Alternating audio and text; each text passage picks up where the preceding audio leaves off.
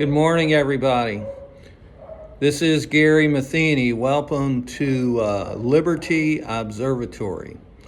We are happy to have you here today and appreciate you joining us. This is episode 6 of Liberty Observatory. I hope everyone is well and happy and prosperous. One of the reasons that I talk about happy is because today's main theme is happiness. What we've done in a brief summary, we've reviewed a couple of statements that relate to the issue of freedom. And one of them is how to be free on the inside. And I capsulized that in recent episodes as the gospel of Jesus Christ is the power of God to change lives. God can change your life. You can get free on the inside. The second statement is attributed to Sam Adams. And that basically is that our best opportunity for happiness is liberty. Our best opportunity for happiness is liberty. And in episode 5, I talked about opportunity. And I expanded on the word opportunity. And today, we're going to talk about happiness, probably a subject that's not talked enough about in modern society. But I'll do a brief review of opportunity, a recap, so to speak. According to the dictionary definition, Oxford, opportunity is a set of circumstances making it possible to do something, a set of circumstances making it possible to do something. And interestingly enough, in my research on the word opportunity, I discovered that there is a time and space consideration related to opportunity. Opportunity is related to time and space. And basically what that means is that do we have the time to take our opportunities? I mean, do we have the time? The other one relates to space. Do we have the ability? Are we in a place where we can take our opportunities? And so I'll give you a quick example. I live in a town 75 miles south of St. Louis. Like everybody else in eastern Missouri, I'm a St. Louis Cardinal baseball fan. And I go to about 10 games a year and, living 75 miles away, it's not that far of a trip. And basically, we have a situation where if I were to live closer to St. Louis, let's just say that I lived in St. Louis, I would have more time and more opportunity to go to Cardinal games, because here in Farmington, Missouri, it takes about 75 minutes to get to downtown St. Louis. And so the distance is less, the time is less, and therefore greater opportunity. And so reflecting back to this freedom from the inside, relating to the gospel of Jesus Christ, the Lord, according to Psalm 38:1 and others, he has put our feet in a open space, in a large place. In other words, there's plenty of time, there's plenty of space to maneuver in this particular setting. We're in a large place. There are opportunities that avail themselves to us.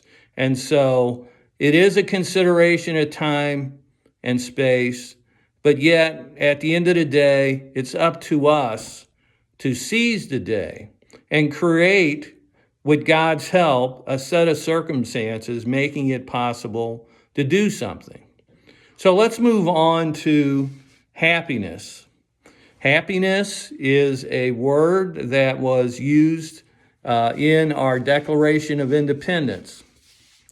And what I'm going to do today, I am going to give you a simple definition of happiness with some synonyms, and then I'm going to move on to the preamble of the Declaration of Independence, the preamble to the Democrat platform in 2020, and the Republican platform in 2020. So remember, this is 4 years ago, their respective platforms.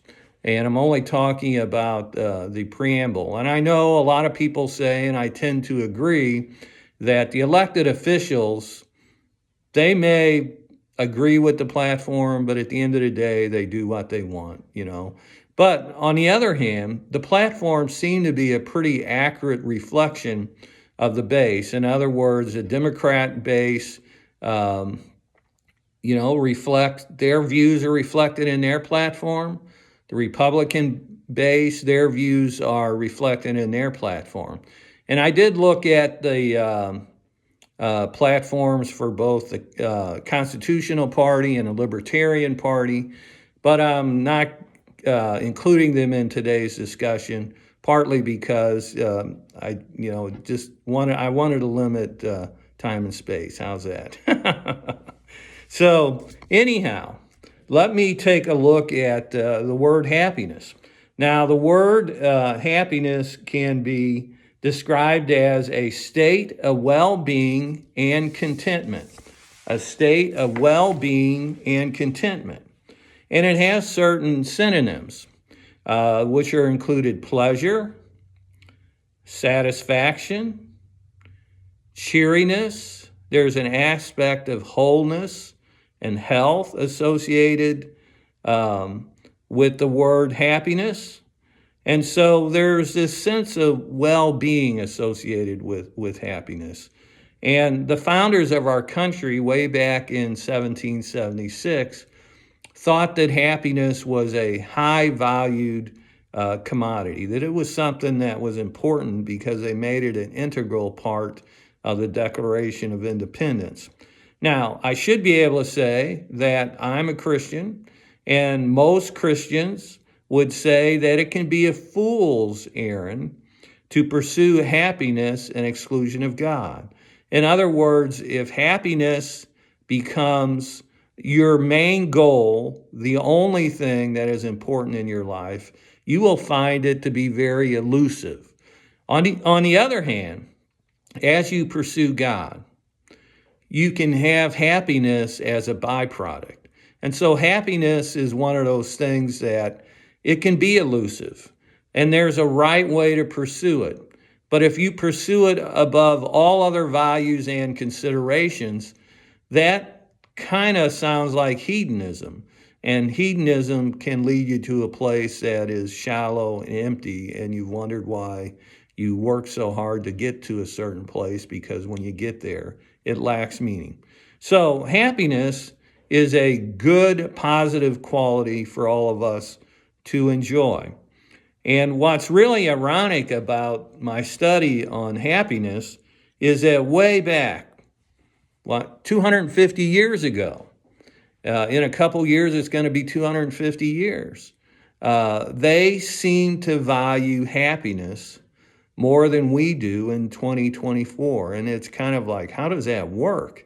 Because you would think that 1776, the car hadn't been invented, the computer hadn't been invented, the telephone hadn't been invented, all these modern things, all these educational things that have developed in our country to make us more socialized, and all these other things that are at play in our life that are in some respects an attempt to unify us, but ultimately tend to separate us.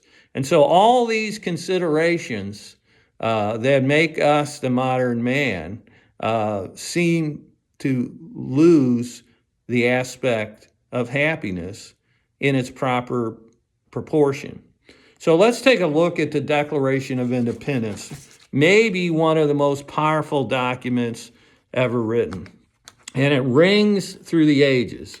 Now, I don't know whether this is true or not, but somebody told me that the copy of the Declaration of Independence on display actually includes a warning sign. Now, I got to believe that is a joke. I don't know. It may not be. I've never seen the original document or the Declaration of Independence. I think it's for viewing purposes. I can't even remember whether it's to be viewed in Washington or Philadelphia. But anyhow, supposedly it contains a warning sign. So I'm going to read a couple of excerpts in the preamble to the Declaration of Independence declared on July 4th, 1776.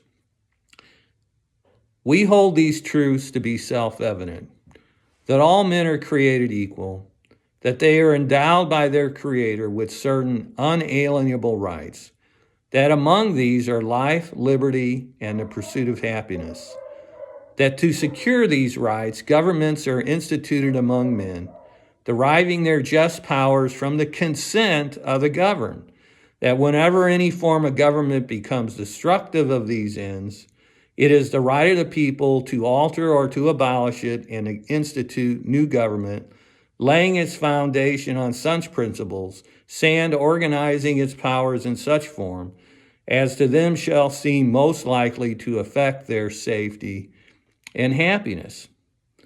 So, the value of life, liberty, and the pursuit of happiness. Now, I did do some research at one time a few years ago on the original drafts of the Declaration of Independence, and according to one writer, it was included unalienable rights that are among these are the life, liberty, and property. In other words, it did not include the pursuit of happiness.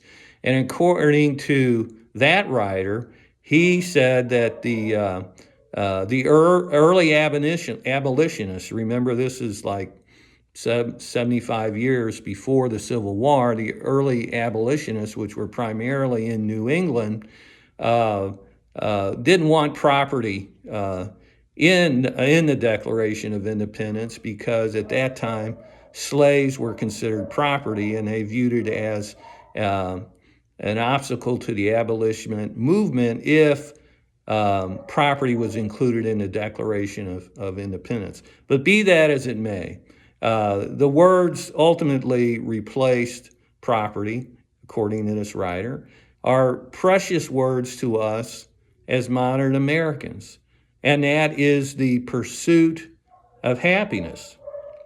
And so basically, a couple considerations here in the Declaration of Independence, that the governments are instituted among men, deriving their just powers from the consent of the governed. In other words, this is set up that we, the governed, we, the people, allow government to exist with our consent. We consent to it. And so it says here that whenever any form of government becomes destructive of these ends, it is the right of the people to alter or to abolish it and to institute new government. And so if a government, whatever government, we're not excluding any government, is destructive to life, liberty, and the pursuit of happiness, it is incumbent upon the citizen to make whatever changes are necessary so that they can affect their safety and happiness. And so basically what we're seeing is a group of individuals in 1776 that valued happiness, their neighbor's happiness, the happiness of their prodigy, their heirs, descendants, and the heirs of the United States government. Happiness was a high value. And yet, if you look at the 2020 preamble to the party platforms, you will see a lot of mixed signals about a lot of different things. And I'm going to spend a little bit of time now going over the preamble to the party platform in 2020.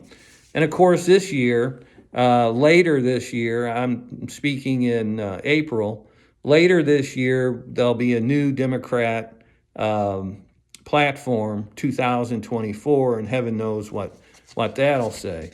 But I've summarized the Democrat platform as an enduring prospect of progress.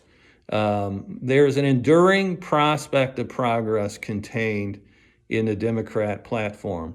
And I'll read you a portion of the platform. I'm going to read paragraph by paragraph. There are, but it not contain everything in each paragraph, nor will it contain every paragraph, just kind of like a summary. Americans believe that diversity is our greatest strength, that protest is among the highest forms of patriotism. I guess you tell that to the January 6th defendants. That our fates and fortunes are bound to rise and fall together. We are all in this together.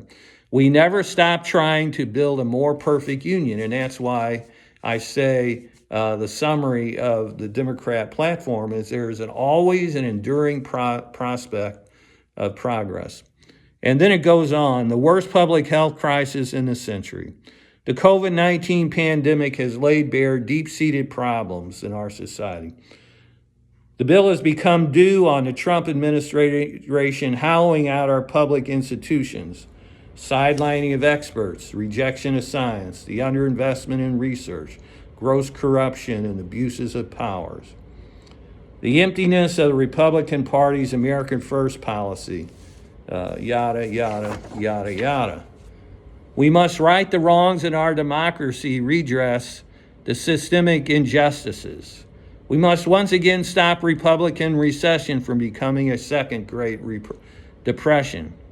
President Trump and the Republican Party have rigged the economy in favor of the wealthiest few and biggest corporations. We must guarantee health care not as a privilege for some, but as a right for every single American. Trump and the Republican Party are trying to tear health care away from millions of people who depend upon it for its survival. And so obviously that's a reference to Obamacare, or the Affordable Care Act. If you remember, there had been a vote on repealing Obamacare, which had failed during the Trump administration. We must heal our nation's deepest wounds, not fan the flames of hate. Democrats will root out structural and systemic racism. We will give hate no safe harbor. We will never amplify or legitimize the voices of racism, misogyny, anti-Semitism, anti-Muslim bigotry, or white supremacy. And so basically, they're going to work really, really hard to root out these evils in American society. And they are going to use the force of law to try and root out these evils. Then it says, we must lead the world in taking on the climate crisis. We must provide a world-class education in every zip code to every child, because education is a critical public good. And I'm reading that particular sentence and I'm thinking about myself, I'm just concerned about competent education, adequate education, because I don't even think we're in the competency range. We are below the competency range. And yet we think we aspire to offer our students a world-class education in every zip code. Then it says in the final paragraph, we know that 4 more years of the crass, craven, corrupt leadership we have seen from Donald Trump and the Republican Party will damage our character and our country beyond repair. And so there's a lot of alarmism there and a lot of urgency to make changes. And at the end of the day, there is very little to be said about happiness. Happiness has really gone down the rung of priority in American life.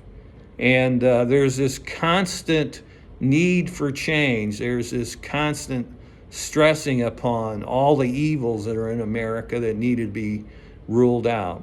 And so basically it is a difficult document to execute, has a lot of aspirations in it, A lot of them have a lot to do with controlling speech and the lives of other people because they're perceived of being evil.